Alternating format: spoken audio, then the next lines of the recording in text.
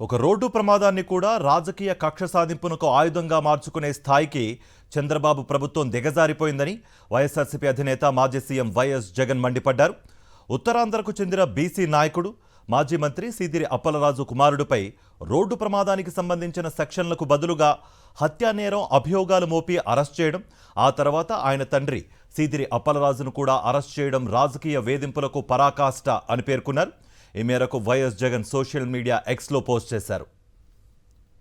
మాజీ మంత్రి సీదిరి అప్పలరాజు కుమారుడు 18 ఏళ్ల పిల్లాడు బైక్ నడుపుతూ పొరపాటున రోడ్డు ప్రమాదానికి కారకుడయ్యారన్న ఆరోపణలపై యాక్సిడెంట్కు సంబంధించిన సెక్షన్లు కాకుండా ఏకంగా హత్యానేరం అభియోగాలు మోపి అరెస్ట్ చేసి రిమాండ్కు పంపారని మండిపడ్డారు. ఇప్పుడు అతని తండ్రి అప్పలరాజును కూడా అరెస్ట్ చేయడం చూస్తే ఒక వైఎస్ఆర్సీపీ నాయకుడి కుటుంబాన్ని రాజకీయంగా వేధించడమే చంద్రబాబు లక్ష్యంగా మారిందన్నారు. సీదిరి అప్పలరాజు చేసిన అసలు తప్పేమిటని ప్రశ్నించారు వైఎస్ జగన్. చంద్రబాబు ప్రభుత్వ అరాచకాలను ప్రశ్నించడమా, పలాస ప్రజల తరపున నిలబట్టమా, ఒక డాక్టర్గా మంచి పేరు సంపాదించి సేవ చేయటమా అని కూటమి సర్కార్ను నిలదీశారు వైఎస్ఆర్సీపీ అధినేత. చంద్రబాబు తన రాజకీయ ఎజెండాను ఎల్లో మీడియాతో రాయించడం, ఆ తర్వాత పోలీసులు దాన్ని కేసుగా మార్చడం, రాష్ట్రంలో అమలవుతున్న కొత్త చట్ట వ్యవస్థ ఇదేనంటూ ఫైర్ అయ్యారు.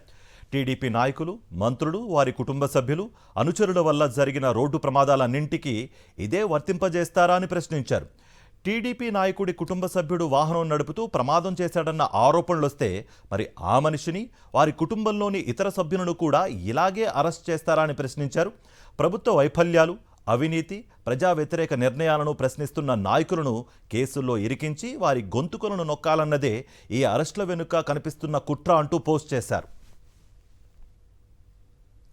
సీదిరి అప్పలరాజు సామాన్య మత్స్యకారు కుటుంబం నుంచి తన సొంత ప్రతిభతో ఎదిగిన వ్యక్తి అని, చదువుల్లో రాణించి వైద్యుడిగా ఎదిగి ఎంతోమంది వైద్య సేవలు అందించి ప్రాణాలు కాపాడారని గుర్తు చేశారు. వైఎస్ఆర్సీపీ తరపున ప్రజల ఆశీర్వాదంతో ఎమ్మెల్యేగా ఎన్నికై మంత్రిగా ప్రజలకు సేవలందించారని గుర్తు చేశారు.